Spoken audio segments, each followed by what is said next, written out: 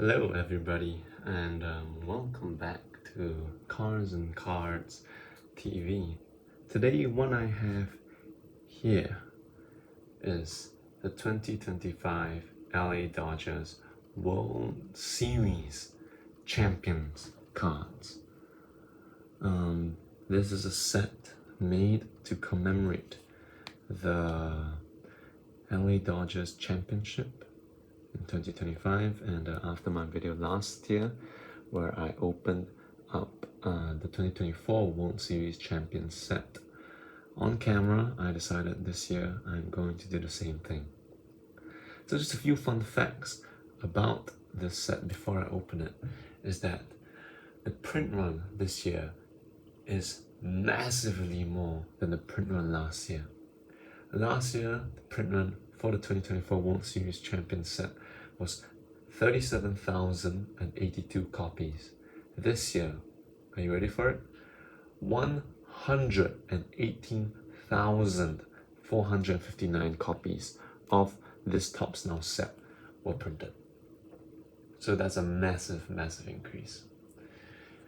You get 15 base cards in here and one parallel / image variation / autograph per set.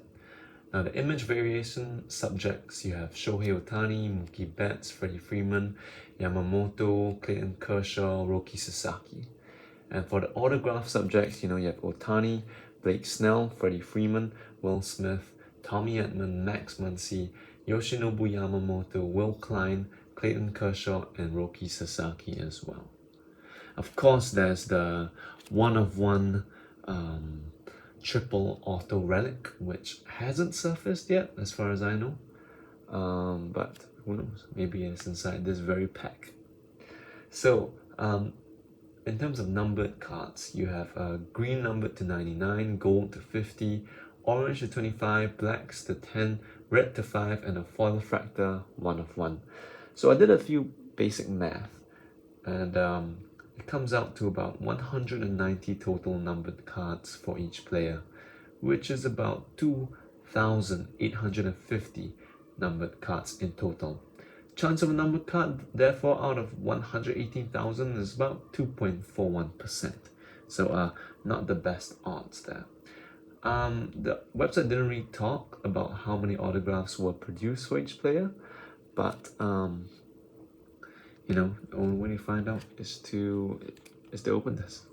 So that's what I'm going to do now with the help of my trusty scissors.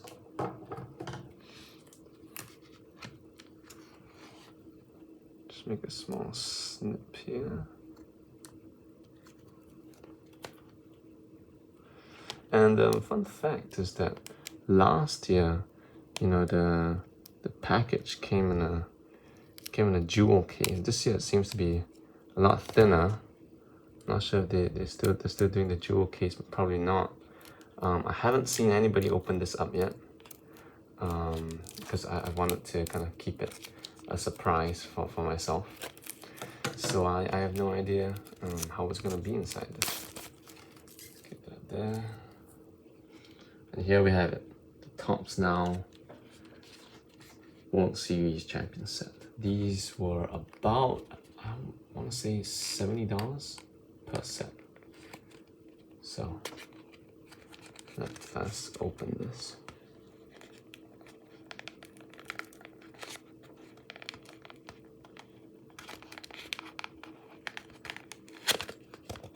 Okay, I've got it open, and it seems to be a foil pack this year.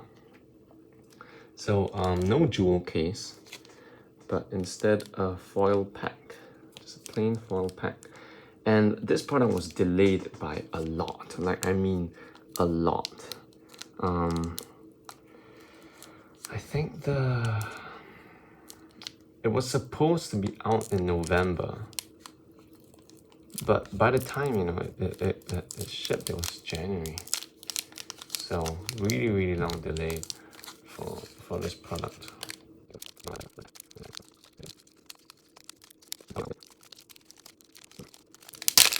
There we go. It's open. We are in. And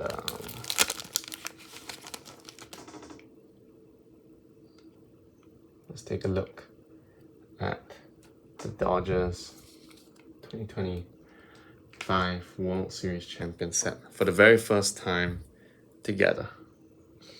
So as each card, kind of comes up, I'll just tell you a little bit about the player and their postseason accomplishments, just to make it a little bit more fun for everybody.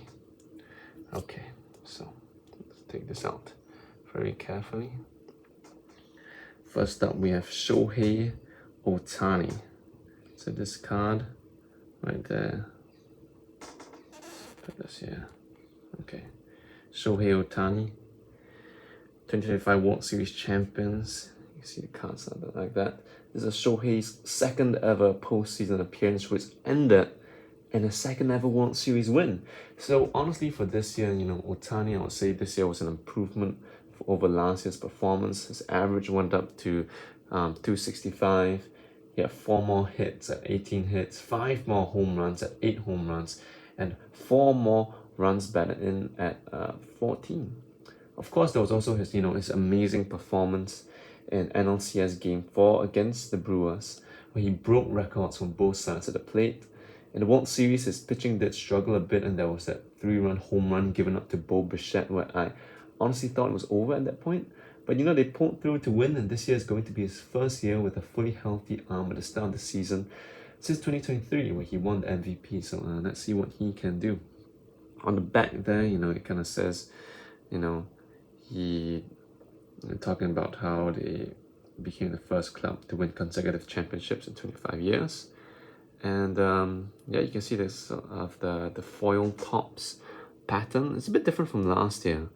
Last year was a bit more rainbow effect, and if you want to check out last year's video, of course I'll put a link up to it now. But yeah, interesting. Okay, so let's show his card. So I'll set down gingerly over here, and let's go on to the next card.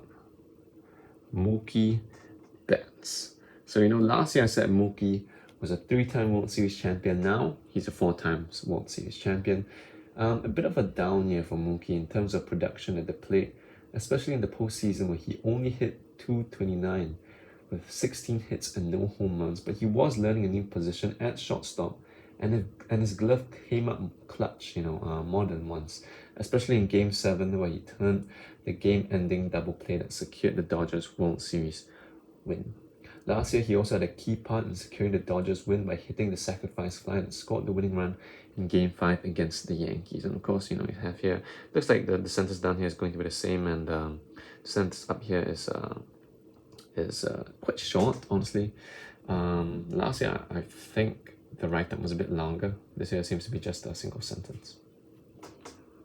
Okay, moving on to our next card. Teoscar Hernandez.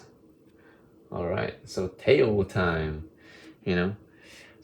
Here's some massive pop on his bat, but some do question, rightfully, I think, his defense and outfield. There were a few times during the season where he may have cost the Dodgers a few games due to his poor defense, and some may also criticize his high strikeout rate. But then he goes and hits a 3-run home run in Game 1 of the NLDS again in Philadelphia against the Phillies that absolutely shuts them up. So he definitely brings a lot of pop to the Dodgers lineup. Super clutch player and a fan favorite as well. All right, so next let's move on to our first entry on this list, who wasn't here last year. Blake Snell, 2-time Cy Young Award winner, who signed with the Dodgers for an eye-watering $182 million for 5 years. He was hurt the first few months of the season, and a lot of people were saying things like, he's a bust, he couldn't pitch anymore. But he came back in the later part of the season and really started heating up. In the first few rounds of the postseason, he was lights out, culminating in an 8-inning shutout of Milwaukee to win Game 1 of the NLCS. But in the World Series, he really struggled against that potent Blue Jays lineup, and the Dodgers lost both of the games he started. However, in Game 7, he came in for relief and got 4 massive outs for the Dodgers to keep them alive in that Game 7. Blake Snell. Alright, let's move on to Freddie Freeman, last year's World Series MVP. Another year, another Freddie Freeman walk-off bomb in the World Series, which is an absolute monster blast that sealed the Dodgers' win in Game 3 after a grueling 6-hour showdown between the teams. And that was absolutely vital for the Dodgers, because if they don't win Game 3, in all likelihood, they lose the World Series in Game 5 in LA in Dodger Stadium, which would have been devastating. Honestly, the whole postseason, Freddie was struggling at the plate with a .221 batting average and only 2 home runs and 3 RBIs, but as long as he keeps getting those home runs at the right time, I'm okay with that. Alright. Next up, let's move on to the Dodgers starting catcher, Will Smith, who's one of the most consistent players for the Dodgers. He actually set a record for the most number of innings caught for a team in the World Series at 73 innings. He was behind the backstop for every single inning of the Fall Classic, and he also had a much better year at the plate than last year. Of course, in Game 7, he hit that home run that won the World Series for the Dodgers, but his average was up massively to .267 in the World Series compared to just .111 in the World Series last year.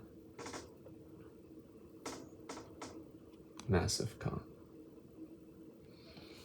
Alright, so let's move on to Tyler Glasnow, who wasn't featured on the set last year. Glasnow was also injured for some of 2025, but he pulled through in the postseason, going for 6 scoreless innings against the Phillies in the NLDS. He also showed a willingness to do anything to help the team win. He came in for relief in Game 6 of the World Series in a do-or-die situation and managed to get 3 outs, save the Dodgers, and send the series to Game 7. Overall, he had an amazing 1.69 ERA with 25 strikeouts in 6 appearances in the 2025 postseason. Big performance by Tyler Glasnow. Tommy Edman. So Tommy, this year he had a bit of a fall off this year in terms of production at the plate, because he was dealing with an ankle injury for which he actually required surgery after the World Series to rehab. However, he was still one of the most versatile players for the Dodgers, playing as both a second baseman and an outfielder. In Game 3 of the World Series, he made a few really key defensive plays to keep the game tied, including a perfect relay from right field to catch a runner at home in the 10th inning. Amazing stuff. Tommy Edman. This is Max Muncy, one of the most consistent power producers for the Dodgers in the postseason. He has a franchise record 16 home runs in the postseason, and he broke that record in Game 2 of the NLCS against the Brewers with a 412-foot bomb. And also, he was a catalyst that first made me think, oh wait, the Dodgers might be coming back here, when he hit that home run off the then seemingly untouchable Trey Savage. So it says right there, record-setting 14th postseason home run, and now he is up to 16. Massive franchise record there for Max Muncy. And there he is, your World Series MVP, Yoshinobu Yamamoto. What he did this year in the postseason was incredible. And I'm pretty sure you don't need me to repeat all of the amazing accomplishments he had. So to keep it simple, I'll say this. The Dodgers don't win the World Series without Yamamoto. Maybe they don't even make the playoffs if they don't have Yamamoto. Because he was the lone bright star in the starting rotation, devastated by injury for much of the year. And his impact on keeping the Dodgers alive and in the lead in the NL West cannot be understated. Honestly, the highest pitching contract in MLB history is looking like a steal right now, and maybe Yamamoto can go out there this year and win his first Cy Young Award. Stuff of legends. Alright. So let's move on to Will Klein, the hero of Game 3. When the Dodgers were down to their last hopes, when they had no more arms in their bullpen, they turned to Will Klein. And he delivered. He got through 4 innings without giving up a run He got 5 strikeouts. Those 4 innings were massive, especially against that lethal Blue Jays lineup. And it's super incredible what he did. You know, stories just go to show you that no matter how small your role may seem at first, everyone has a part to play in bringing a championship home. Massive card. Up next, Kike Hernandez. All-time franchise record holder for most playoff games. His veteran experience is definitely invaluable, and even if he struggles in the regular season, he always turns it up in October. His career regular season batting average is 236, but his career postseason batting average is 272. That's a massive increase for Kike. 2025, he hit 250 with 16 hits, 1 home run, 7 RBIs, and 9 runs scored in the postseason. So Kike coming in clutch. And he had that game-ending double play where he said he actually lost, the ball in the lights, and he just caught it, happened to catch it. Amazing stuff right there. Clayton Kershaw, future first ballot Hall of Famer. Kershaw had a really rough time in the NLDS against the Phillies, but that was his role this year. He wasn't the premier ace, he wasn't a starting pitcher, he was just a guy that wanted to do anything to help out his team win a championship in his final regular season with them.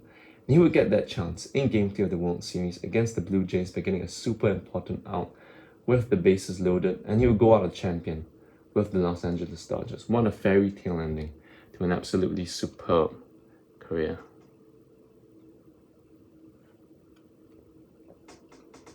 And up next we have Roki Sasaki. So Roki's story, is one of the most inspiring of 2025. He was one of the most hyped up pitching prospects of 2025, but he struggled a lot when he came over from Japan, especially with his walk rate and his control. Eventually, he got sent down to the minors and he was still there until September when the Dodgers called him up, used him as a reliever, and it was there that he found his role as the Dodgers closer, transforming into an unhittable monster. He had an ERA of 0.84 in the 2025 postseason with 3 saves. Going forward, it's kind of interesting to see what the Dodgers will do with Sasaki, although I have heard that they are trying to keep him as a starter. But it would be good, if he could develop a few more pitches to go along with his fastball and his splitter. Roki Sasaki.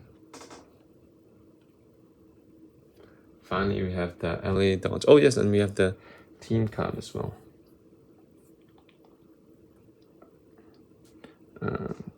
LA Dodgers team card. You can see them all celebrating. Betts, Muncy, Freeman, Ohtani in the background, celebrating their World Series win.